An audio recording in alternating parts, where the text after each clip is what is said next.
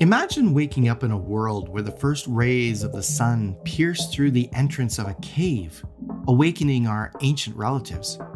Surrounded by the warmth of a crackling fire, we're about to explore a day in the life of the Neanderthals. Let's get straight into it. A day in the life of a Neanderthal revolves around survival, which meant hunting and gathering food. Neanderthal men and women were adept at cooperative hunting, often working in small groups to take down large prey. These ancient humans used sophisticated close-range hunting techniques to capture their prey, approaching animals closely and ambushing them with homemade spears. We may not be sure if this journey 40,000 years into the past will help you survive in the modern world, but liking our video will help us survive and continue to bring you more amazing content. So, make sure you like the video and subscribe. Evidence from archaeological sites around Europe reveals that Neanderthals perused prey in specifically selected areas like ditches, depressions, and blind spots, making capturing and killing them easier. This collaborative strategies allowed them to tackle formidable animals like mammoths, bisons, woolly rhinoceroses, deer, wild horses, and even straight-tusked elephants. One notable find includes the bones of about 70 straight-tusked elephants in a 125,000-year-old pit near Halle, Germany. These elephants were much larger than the famous woolly mammoths, with adult males weighing up to 13 tons. Hunting and completely butchering these giants was a significant part of Neanderthals' subsistive activities. While primarily meat eaters, Neanderthals gathered plant-based foods, including berries, nuts, and roots. This diversified diet provided essential nutrients and energy. Crafting and using tools made from stone, wood, bone, and antler were integral to their daily activities. The Neanderthal diet was incredibly diverse and varied depending on the region and the season. While they were primarily meat eaters, consuming large quantities of protein from animals like mammoths, bison, and woolly rhinoceroses, they also gathered plant-based foods to complement their diet. Recent studies of Neanderthals' dental plaque have revealed traces of grains, legumes, tubers, and even medicinal plants. This indicates a sophisticated understanding of their environment and the nutritional value of different plants. They likely knew which plants had medicinal properties and were safe to eat, showcasing their deep connection to the natural world. Neanderthals created tools for various purposes. For instance, they used knapping, striking stones with other stones or tools to shape and refine the edges. Skilled knapping resulted in tools with sharp edges for cutting, butchering animals, and hunting. They also used bones and antlers to craft tools for specific tasks, such as making awls and needles for clothing, harpoons for fishing, and even pendants and beads for personal adornment. Many Neanderthal tools were hafted, meaning they were attached to handles or shafts, requiring additional craftsmanship to secure the tool to its wooden or bone handle. When they weren't hunting, gathering, or making tools, Neanderthals spent time making their homes comfortable. They often utilized natural formations like caves, rock overhangs, or other protective environments as shelters, which provided natural protection from the elements. Food preparation was an essential part of their daily routine. They used fire not just for warmth, but also for cooking, which made food easier to chew and digest. Cooking also unlocked more nutrients from their food, contributing to their overall health and survival. But they didn't just inhabit caves passively. Neanderthals likely modified these natural shelters by arranging stones for additional insulation or constructing barriers at cave entrances. They also built temporary shelters using animal bones, antlers, and vegetation. Excavations at the Riparo Bombrini cave in Italy revealed strategic use of space with different levels for various activities.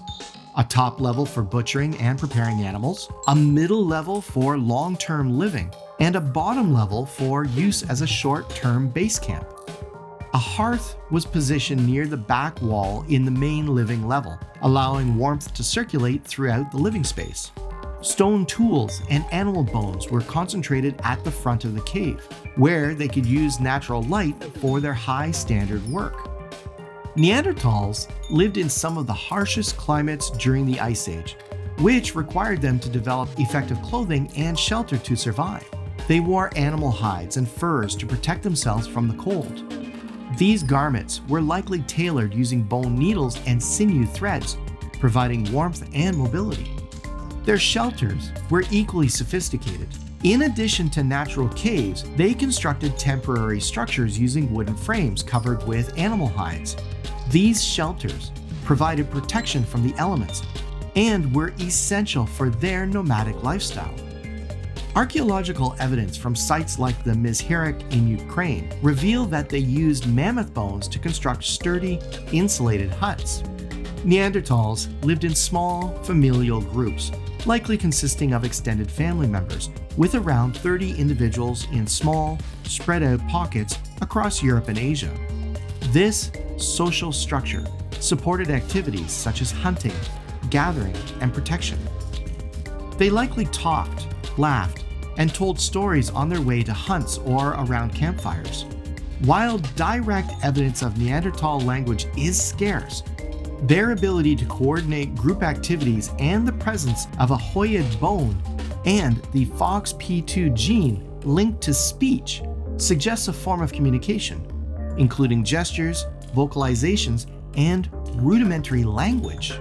For individuals who were sick, injured, or elderly, reflecting empathy and social cohesion. For example, the Neanderthal known as Shanidar I suffered from multiple impairments but was cared for by his group for many years, showing a compassionate side to these ancient humans. In their downtime, after a harsh day of survival, Neanderthals mastered the use of fire. The flames dancing in their hearths cast shadows on the cave walls adorned with engravings, like the 65,000-year-old engravings at La Pacienga cave in Spain. While the purpose of these markings remained a mystery, their deliberate nature hints at symbolic language and early artistic expression. Faces illuminated by flickering flames shared stories, experiences, and perhaps even ancient melodies. The discovery of the 50,000-year-old Divji Babe flute in Slovenia, the oldest known musical instrument in the world, suggests that Neanderthals had a rich cultural life. Nighttime was a crucial period of rest, socialization, and safety, as the cover of darkness brought both the need for protection and the opportunity for communal bonding. Through their mastery of fire, pioneering artistic expression, and advancing survival strategies, Neanderthals left an indelible mark on the human story. Their ability to adapt, cooperate, and innovate helped them to thrive in a harsh environment, leaving behind a legacy that fascinates us. Neanderthals and early Homo sapiens coexisted for thousands of years, leading to interactions that shaped the course of human evolution. Evidence of interbreeding between these two species has been found in our DNA, with many modern humans carrying Neanderthal genes. This genetic legacy affects various traits, including immune responses and even susceptibility to certain diseases. These interactions weren't just genetic. They likely exchanged tools, techniques, and possibly even cultural practices. This exchange would have enriched both species, helping them adapt to their environments and survive in a challenging world. Today, non-African populations carry about 1 to 2% Neanderthal DNA, influencing various traits from immune response to skin and hair characteristics. This genetic mixing suggests that Neanderthals and early Homo sapiens were not just biologically compatible, but also socially and sexually compatible, engaging in relationships that went beyond mere survival. Neanderthals exhibited a degree of sexual dimorphism, meaning there were physical differences between males and females. Males were generally more robust and muscular, suited for hunting and protection, while females had slightly lighter builds. These physical traits likely influenced their roles within the group, but did not limit their contributions to hunting, gathering, and social activities. Neanderthals were remarkably adaptable to their environment. Living during the Ice Age, they endured extreme cold and fluctuating climates. Their robust bodies were well suited to these conditions, with short limbs and broad chests that helped retain heat. They also adapted their hunting strategies to the changing environment. During warmer periods, they hunted various animals and gathered more plant foods. In colder times, they focused on large, fat-rich animals like mammoths and woolly rhinoceroses, which provided the necessary calories to survive the harsh winters. The average lifespan of a Neanderthal was relatively short compared to modern humans, with many individuals not surviving past their 30s. This high mortality rate made it crucial for Neanderthals to reproduce early and frequently, ensuring the survival of their genes. Beyond survival, Neanderthals engaged in artistic and symbolic activities.